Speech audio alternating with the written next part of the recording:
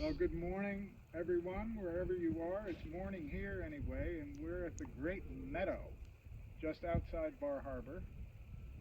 In this vast grassland surrounded by these gorgeous mountains. We have some song sparrows, or at least one, singing just off stage left there. And it's a little breezy, but I think we'll be able to hear a few birds. There's the song sparrow going again. Somebody asked in their journal, why are these birds singing? Well, who's singing? The males are singing, and they're singing to attract mates, but they're also probably singing to announce their presence, to discourage other males from coming too close. He's saying not only is he looking for a date, as it were, but he's also announcing to anybody else in the neighborhood that I'm here and just back off. So there's multiple sources. But we didn't want to get into that too much. We want to talk about it's spring.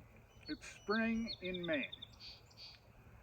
And it's all of 48 degrees, and it's going to snow tomorrow on April the 8th or 9th, whatever it is. Today's the 8th. Today's the 8th. It's supposed to snow tonight, tomorrow, and the next night. I'm sure it won't amount to much. It'll mix with rain on the coast. But spring is a great time of change. And we're going to have waves of birds. And wherever you are, you're going to have waves of birds moving through.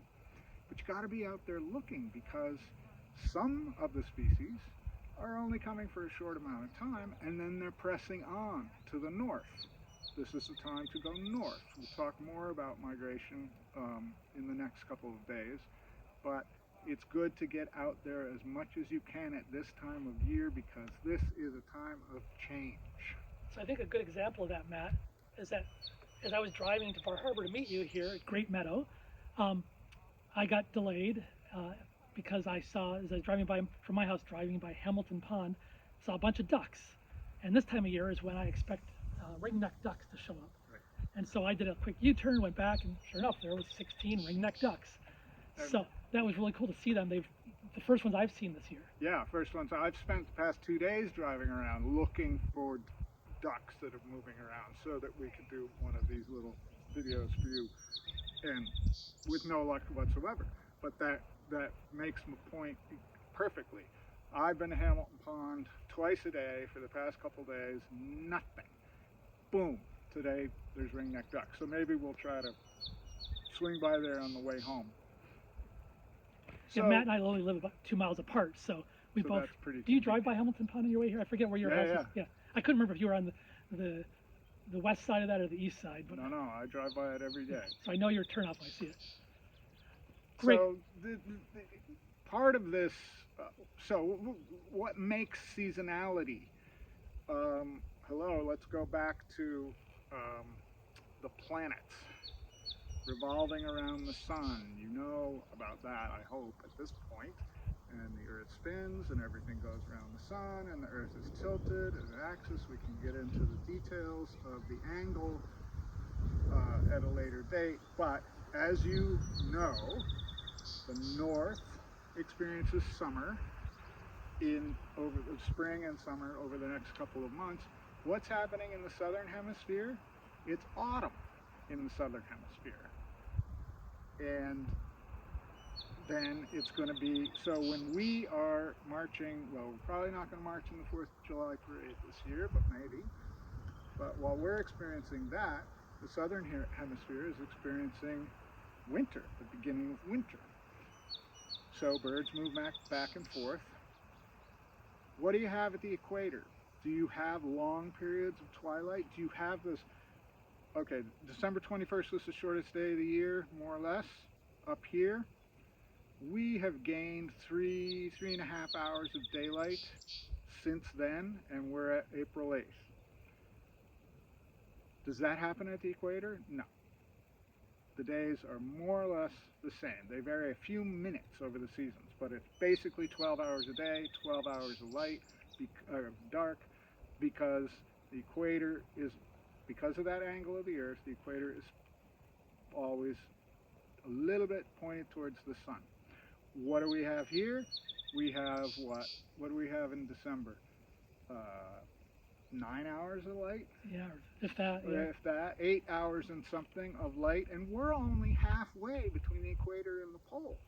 We're just south of 45 degrees latitude, right? 0 is the equator, 90 is the pole. We're just about halfway here. And we have, by June, we'll have 15 some hours of daylight. So it's a radical difference. There's radical seasonality at this at this latitude, in this part of the world, and as you go further north, even more so.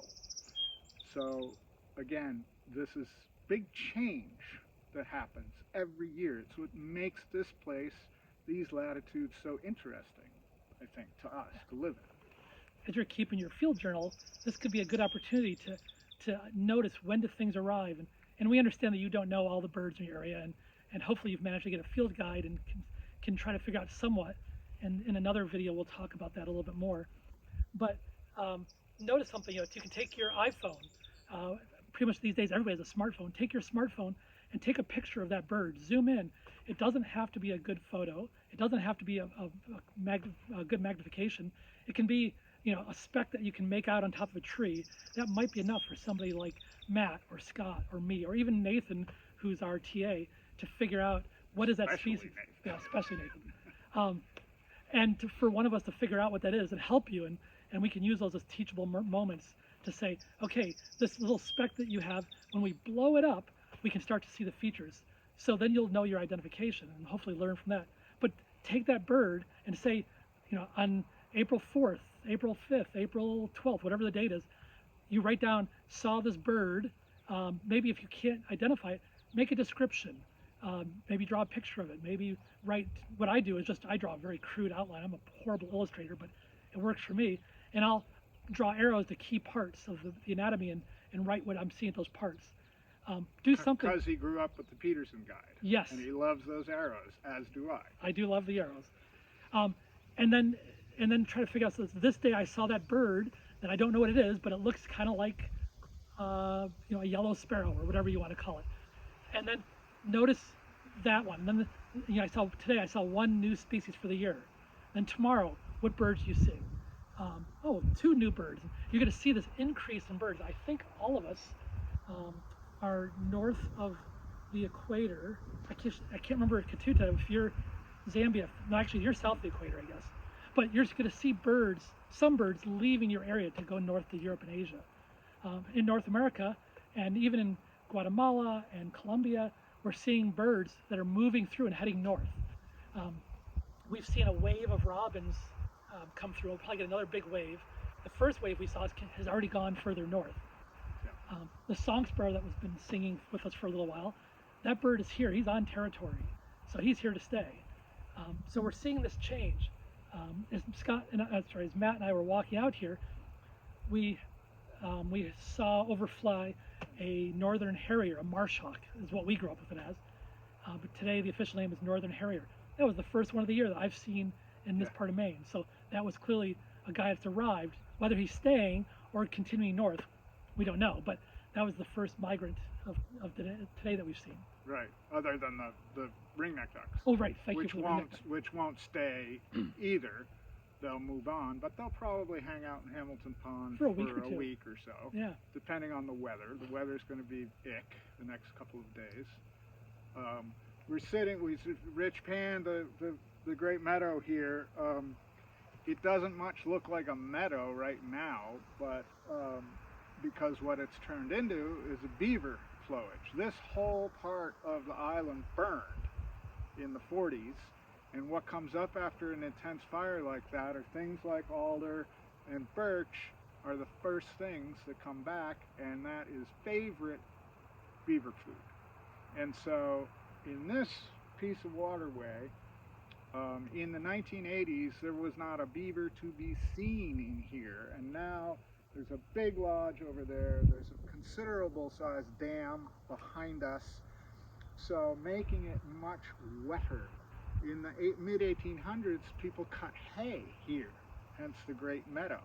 Well, there's no cutting hay here now. The oxen in the cart would sink because it's so wet.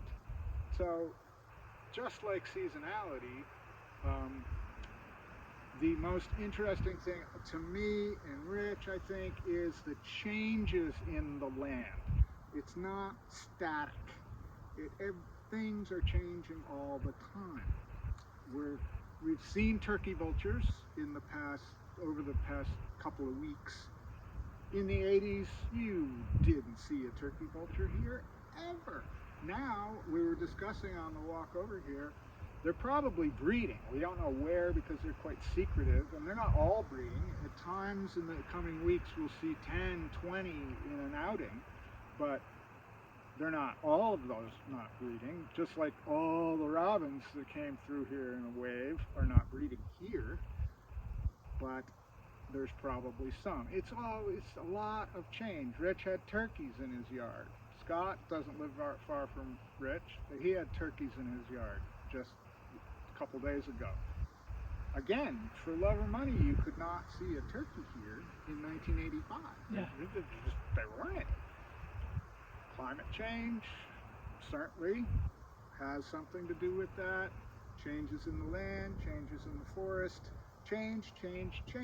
There's always change, and there's temporal change as well on the micro scale, which is why if you gotta go out every day, you're cooped up at home, but you can go out and take a walk, or you can set up a bird feeder. Some of you have had great luck with bird feeders, and get out and see what's changing, if you can.